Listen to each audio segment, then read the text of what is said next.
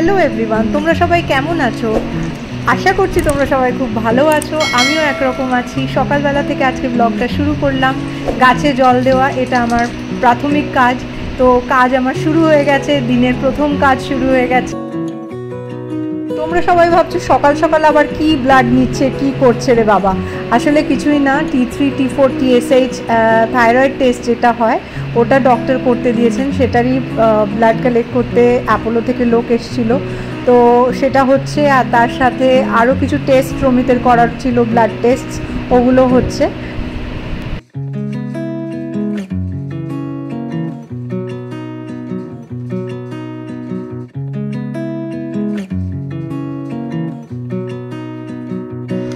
আজকাল আমি গরম জল আর খাই না সকালে উঠে।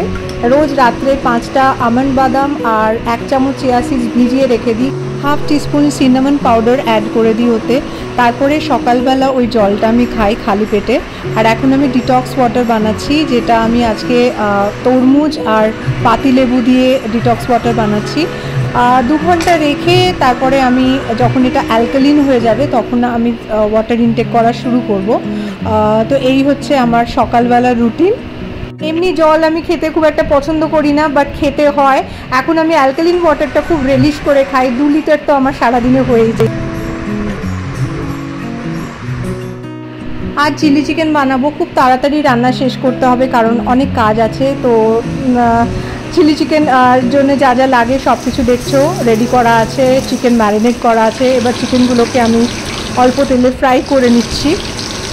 চিকেনগুলো সুন্দর করে ফ্রাই করে নিচ্ছি, ব্রাউন কালার হওয়া পর্যন্ত চিকেনগুলো ফ্রাই করব। চিকেন ফ্রাই আমার হয়ে গেছে। এবার আমি আলাদা পাত্রে এটাকে রেখে দেব। ওই তেলেই আমি পেঁয়াজ কুচি, রসুন কুচি দিয়ে তারপরে ভেজিটেবল সব মিশিয়ে আমি সটে করে নিচ্ছি ভেজিটেবলসগুলো। এবার একটা সস বানিয়ে নিচ্ছি। কী কী দিচ্ছি স্ক্রিনে ডিসপ্লে করা আছে, দেখে নিও প্লিজ। আর এই সসটাকে মিশিয়ে দিচ্ছি। এবার একটু নুন আর গোলমরিচ গুঁড়ো দিয়ে দিলাম। খুব সুন্দর করে মিক্স করে নিচ্ছি। এখন চিকেন অ্যাড করে দিলাম। Mix mix mix. লঙ্কা কুচি কুচি করে দিয়ে দিও, যেহেতু এটা চিলি চিকেন আমাদের বাড়িতে কম চলে তাই কম দিয়েছি। এবার কর্নফ্লাওয়ারের যে স্লারিটা বানিয়েছি ওটা মিশিয়ে দিচ্ছি চিলি চিকেনের মধ্যে। খুব সুন্দর করে মিশিয়ে নিতে হবে। চাইনিজ ফুড অলওয়েজ ভীষণ কম সময় হয়ে যায় আর ইজি টু কুক, তাই জন্যে আমি খুব তাড়াতাড়ি রান্না যখন থাকে চাইনিজ রান্না করে নিই। তো দেখো, dry chilli chicken is ready for serving.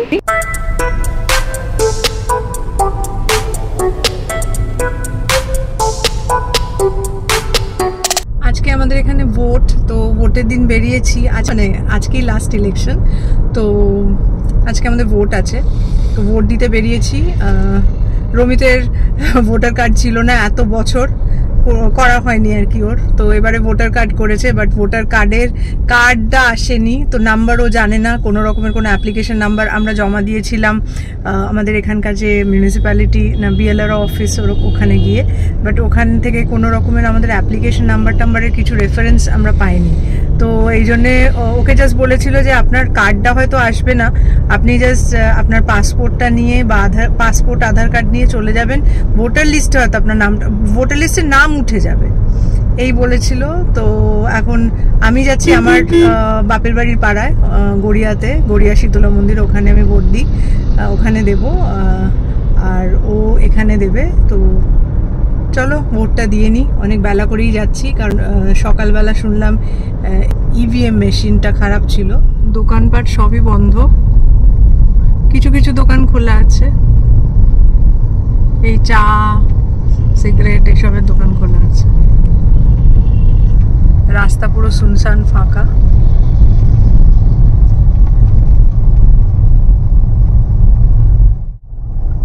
এটা গড়িয়া স্টেশন রোডের চেহারা। এদিকে তাও রিক্সা টিক্সা সবই চলছে, দোকান সব ম্যাক্সিমাম বন্ধ, সবই বন্ধ, প্রায় 2-1টা দোকান খোলা। অটো রিক্সা সবই আছে। বড়দা প্রসাদ স্কুলে ভোট দেব। এই স্কাই কালারের যে বিল্ডিংটা দেখা যাচ্ছে এখানে। তো চলো ভোটটা দিয়ে নিই।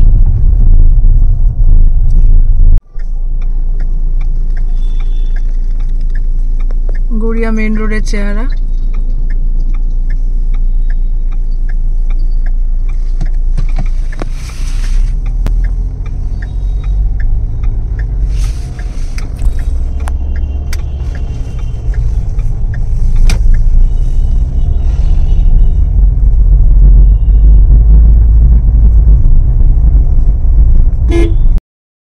গড়িয়া মেন রোডেও কোনো দোকানপাট খোলা নেই, শুধু কিছু ছোট ছোট দেখলাম বাজার খোলা আছে যেখানে ফল সবজি টবজি বিক্রি হচ্ছে। তো এই অবস্থা। কলকাতায় ভোটের দিন সবাই খুব খুশির মেজাজে থাকে, ছুটির মেজাজে থাকে রাদার। তো সবাই ভোট দেয়, ঘরে থাকে, আর দোকানপাট সবই বন্ধ আছে। তবে অটো রিক্সা এগুলো খুব ভালোই চলছে, আর মেট্রো চলছে, দেখলে তোমরা। তো চলো ভোটটা দিয়ে নি।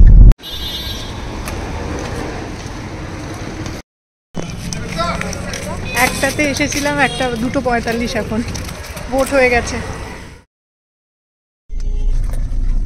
ভোট দিয়ে ফিরছি, এই যে এখানে ভোট দিয়েছি, এখন বাড়ি ফিরছি। আবার রমিতের ভোট বাকি আছে এখনো, অলরেডি 3টে বেজে গেছে। মায়ের সঙ্গে দেখা করতে গিয়েছিলাম, মা বাবার সঙ্গে।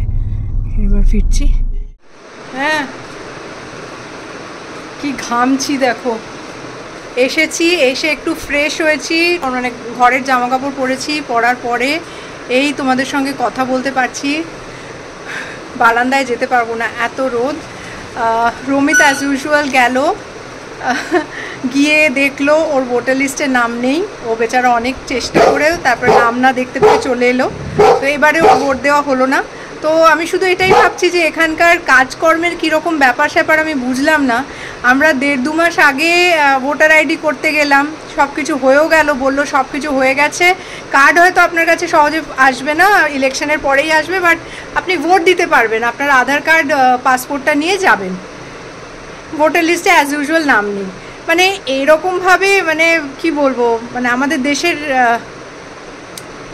সিস্টেম এখনও এতটাই, মানে কি বলবো, মানে আমার মুখে ভাষা আসছে না যে অনেক ভুলভাল কাজ হয়ে যাচ্ছে, বাট সঠিক কাজগুলো ঠিকমতো হয় না। তো এই যে আমি ভোট দিয়ে এসেছি, অনেক বছর পর দিলাম, কারণ আগের বারের লোকসভা ভোটে আমরা দিল্লিতে ছিলাম। তো এখানেই আমার নাম ছিল, ভোটার আইডি ছিল, তাই জন্য আমি দিতে পারিনি। তো এই হচ্ছে ব্যাপার। তো কোনো কারণে যদি আজকের ব্লগটা তোমাদের ভালো লেগে থাকে তো please do like, share, comment and subscribe to my channel. আজকে জাস্ট অনেক বছর পর ভোট দিতে গেছিলাম, তো এক্সাইটেড ছিলাম বলে আজকে ব্লগটা বানালাম। তো চলো, আশা করছি তোমাদের ভালো লেগেছে ব্লগটা। See you in the next blog. Tata.